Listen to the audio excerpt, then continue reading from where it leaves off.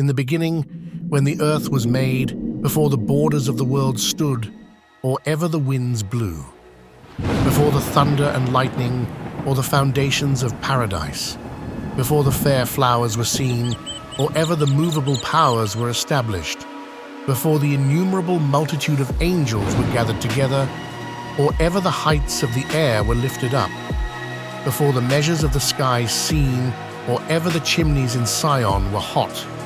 Prior present years were searched out, and the inventions of them that now sin were turned, before they were sealed, that have gathered faith as treasure.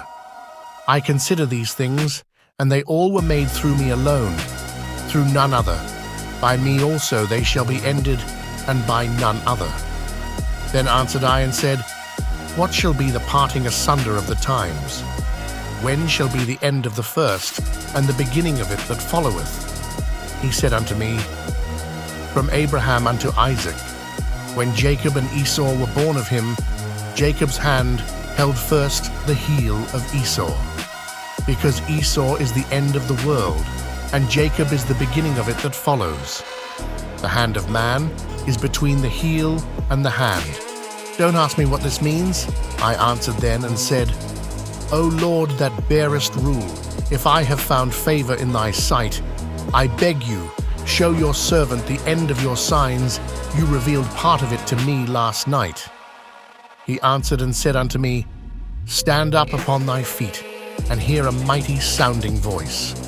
It will be a great motion, but the place where you stand will move as we speed through time and space.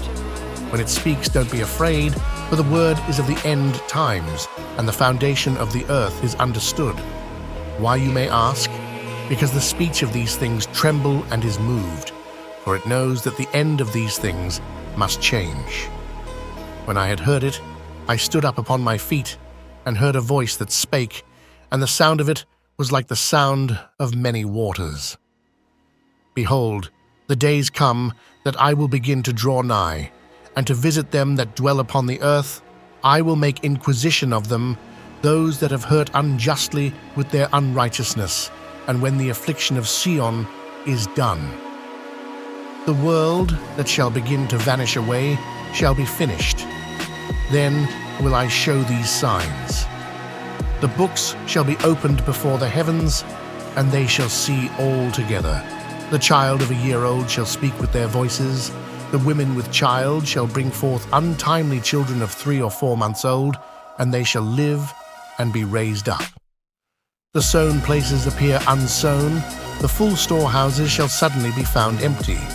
The trumpet shall give a sound, which when every man hears, they will suddenly be afraid. At that time shall friends fight one against another like enemies, and the earth shall stand in fear with those that dwell therein. The springs of the fountains shall stand still, and in 3 hours they shall not run. Whoever remains from all these that I have told you shall escape and see my salvation and the end of your world. The men that are received shall see it, who have not tasted death from their birth, and the heart of the inhabitants shall be changed and turned into another meaning. Evil shall be put out, and deceit shall be quenched. As for faith, it will flourish, corruption shall be overcome, and the truth, which has been so long without fruit, will be declared. These words he said to me, If you will pray yet more, and fast 7 days again, I will tell you greater things by day than you have heard.